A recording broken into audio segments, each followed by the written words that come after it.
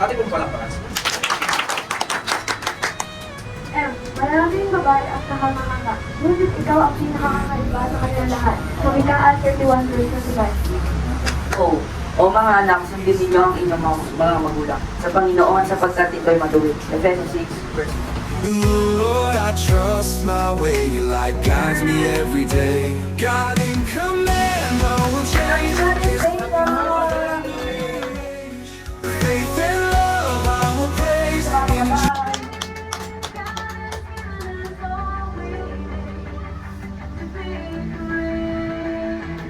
It's about you, it's about me, it's about the truth that sets us free. It's about L-O-V, it's love for the Father above.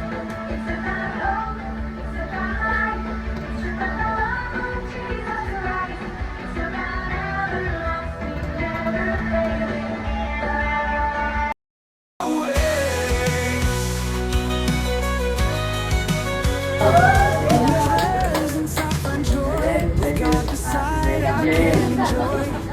My Savior is my stronghold.